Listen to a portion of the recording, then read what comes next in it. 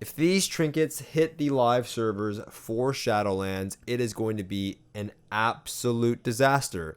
I've been spending the last 72-ish hours testing these trinkets, going through all the different options, seeing how much damage they deal, how much healing they do, and I really wanted to do this in effort to kind of put together something for you guys to try to convey how much of a problem this really is. I've probably recorded this video 4 times. Maybe I'll show something here on the screen to show that. I couldn't get it out the way that I wanted to. There's a lot of stuff to unpack here, and I want to keep it short, concise, so we're going to hop right into it. In fact, what I'm going to be doing in this video is I'm going to show you some of the new Trinket Performance, compare them to some of the previous Battle for Azeroth trinkets, talk about how it's not just an issue in PvP, but it also affects PvE. But more importantly, we're going to be talking about how trinkets over the past couple years, there's always been a few trinkets that stand out in previous expansions, but over the past few years, trinkets have evolved more than just an item. They're essentially borrowed power, and they're no different than corruptions, Azerite traits, covenant abilities, or essences. They're abilities that you have, they add to your toolkit, and they make a massive difference. So something to keep in mind really quickly before we hop into this. Number one, all the trinkets on the vendor are scaled to an item level of 226 on the beta, which is a mythic item level. The second thing I want to talk about is the fact that you can't really test a lot of these trinkets at a 226 item level, at least in PvP, because they are scaled down to 213 in Arena, which is a heroic item level. But additionally, these trinkets are nerfed by 50% in dueling and open world PvP scenarios, which I couldn't find any information on that anywhere. It wasn't in the blue notes. It wasn't really anywhere to be found online. And I only figured it out through some testing with my friend and Bonnie, and we kind of came up with the idea that they're nerfed because everything was nerfed and at least cut in around half. So really quickly, let's go over a couple of these. I'm going to go through them rather fast. The first trinkets that I want to talk about are these res trinkets, okay? These trinkets essentially bring you back to life. This one in particular, the Splintered Heart of Alar, comes from the new raid off Kel'Thas, and I tested this trinket out in Arena a few times. It'll bring you back to life and heal you for 21,000 healing, but it will also deal AoE damage around you for a significant amount, and this is also friendly fire damage. So in this clip here, you're going to see that I took out 2 sub-rogues who were trying to cheese me with these offensive trinkets that one-shot you, and I decided to play a tank trinket. I rezzed, took them both out, and took out my teammate at the same time.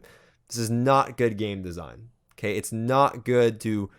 You don't allow onks in Arena. You don't allow, battle res. You don't allow bloodlust. You don't allow lay on hands. You don't allow a lot of cooldowns. Not sure that we should allow something like this to be into the game, at least at a competitive standpoint.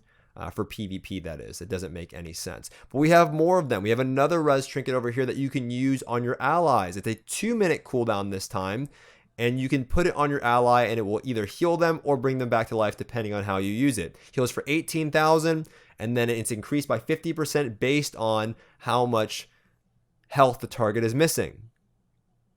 Okay, and then if the target takes lethal damage, it triggers the effect instantly, bringing them back to life and healing them for an absurd amount. If this exists in the game, everyone's going to play one of these. Why wouldn't you play one of these? Even though it's an intellect trinket, you're going to see melee DPS using this, and you get the point. There's also blood spattered scale. This one is a massive absorption shield. Shields you for 30,000. And additional shielding based off of how much damage you deal with the initial effect. It deals damage and it gives you a 30k of shield. You can see here that I have 27,000 HP currently. Now, undeniably, we can all just agree that off the bat, those defensive trinkets are bad for the game. Well, we have plenty of offensive trinkets that I believe are as strong as covenant abilities and are horrible for the game. We had the File of Putrefaction, or whatever it's called. This thing is Gushing Wounds 2.0. It is another bleed effect that is not RNG.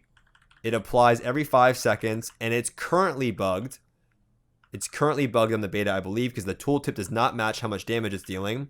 And you can see here that even hitting this target right now, it is my top damage. I also tested this on a Demon Hunter, where I went to dummies in an AoE setting, and it outperformed all of my AoE abilities despite it being single target. That's how much damage this thing deals.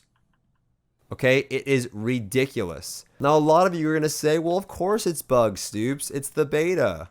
Oliver, it's bugged because the beta, just write a ticket and move on. That's not the point. The point is that trinkets come out bugged all of the time mid-expansion, all the time. You don't get the same level of testing as you do on the beta, on like the PTR, for example. And we can actually look at the Void Stone. The Void Stone is a trinket that was very, very problematic. Caused tons of issues. It made games take forever. 2-minute cooldown with a massive shield to absorb all damage and healing. Essentially, it froze their health. And I remember paying 600,000 gold for that trinket because I couldn't get one for the life of me.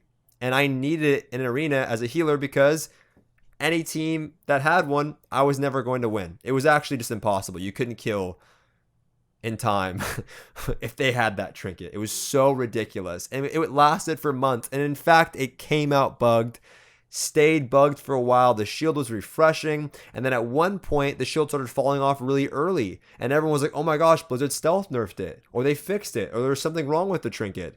But in fact, that issue of it falling off early was another bug.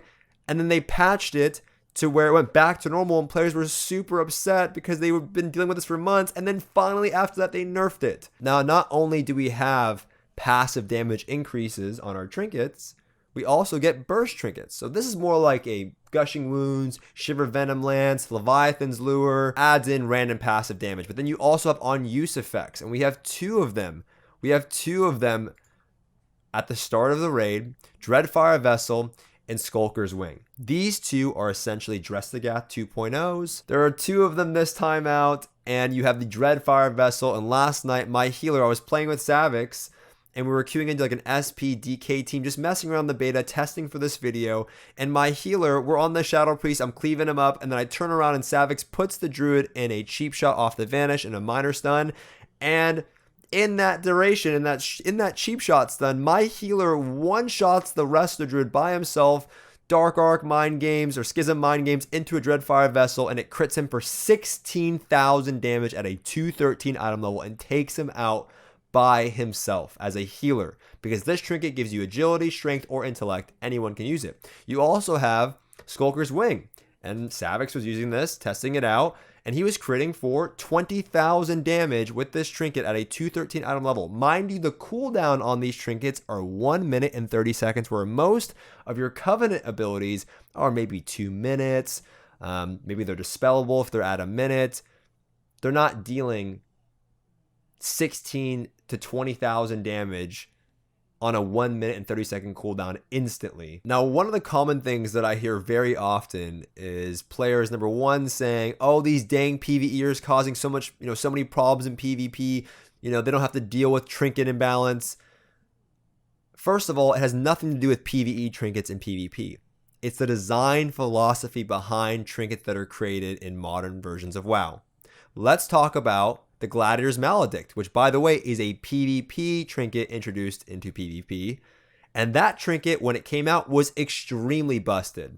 It applied a massive necrotic effect on the target. It did damage on impact, and it wasn't dispellable. And the way that you got one the first week was whoever got lucky, cross your fingers. Hopefully Blizzard gives you one for winning an arena match. It's just RNG. You can't actually choose to get one. And players that had one were grouping up together in arena looking for players with Maledict. I'll never forget this. There was rogue mage teams looking for players that had Maledict so they could just one-shot you in the opener. And then eventually Blizzard had to go ahead and nerf it and make the necrotic effect dispellable. We also had the Gladiator's Spite trinket, which still is still a horrible trinket today in BFA, where you get punished for wearing corruption, and players will blow all of their cooldowns. Whatever they have, they'll DR blind you, DR stun you, DR root you, use everything that they have in their toolkit to keep you in a puddle.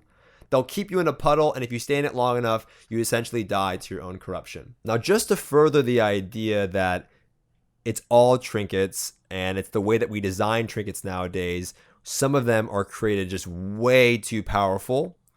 And it's not just a PvP problem. PvEers experience this too. However, it's not as problematic for a few reasons, and we'll get to that a bit later on in the video. But you can see here at the top, this is the Assassination Rogue Performance, their DPS Performance using different trinkets. And you can see here at the top, we have Ashvane's Razor Coil, and it's significantly better than a lot of the other trinkets. And it's a top trinket out of all of these listed.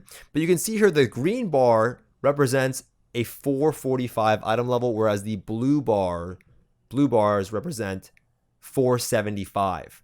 Okay, this trinket is from a previous raid tier, from Rise of Ashara, the last patch, the last major content patch.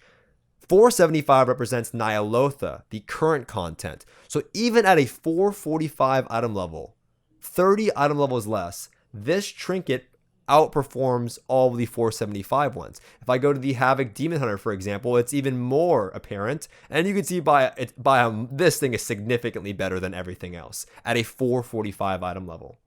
Okay, same goes for Destruction Warlocks with the Ashara's Font of Power from the same exact raid, and you can see that a 445 trinket is way better than a 475. Now, I know a lot of you are going to say, well, that's good news, right? That you know, like in old versions of WoW, you used to hold on to items from previous raid tiers, and it gave the item meaning, and it felt good.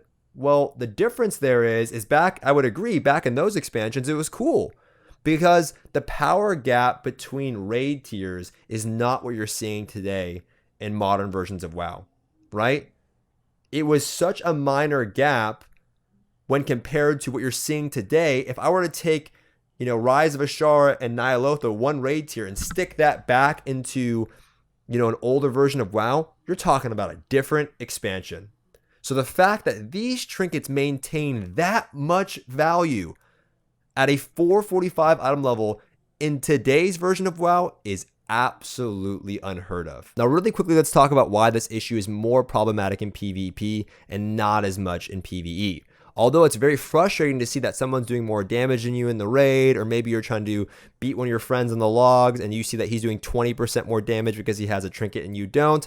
Although that's frustrating, it's not that big of a deal because he's helping you take down the boss and you're working together as a team. But let's say in a Mythic Plus scenario, like you see in the tournaments, you have two teams racing to see who can complete the dungeon first, and whoever completes the dungeon first would be rewarded with a higher IO score, maybe better loot. That's kind of what you're seeing in PvP, right? You might do everything better than the enemy team, but he ends up taking you out with just passive poison damage from this trinket, or maybe presses one button, he takes out half your health bar unexpectedly, and you just lose the match. Now, recently I did a poll on my stream to try to get a consensus from the community what they would like to see be done about the situation. And I did ask everyone to be honest, and I know the poll is going to be skewed because it's coming from my community, and maybe I didn't include all of the options in the poll that players wanted. I believe nerfing these trinkets by 50% may not even be enough for some of them. I know that's crazy to say, but we had trinkets in BFA that were nerfed by 50% before they even hit live servers, and they were still insane. The Lingering Psychic Shell was nerfed by 50% before we even hit live servers, and it stayed broken for months, and players abused that for months, creating unfun gameplay. Some of these are res trinkets where you come back to life. I mean, how do you even nerf those? In a perfect world, I would love it if they balanced trinkets well and there was a trade-off and I could choose my set bonus or a PvE trinket and everything felt equal, but I would also love it if covenant abilities were all balanced and I could choose whatever covenant I want. But me and you watching at home, no, most likely that's not going to happen. And I think they have way too much on their plate to worry about balancing trinkets in rated PvP. And they should really look at how they design trinkets in general with some of the stats that I showed you with, you know, certain trinkets in PvE as well. Please share this video with someone that you think would find it informative.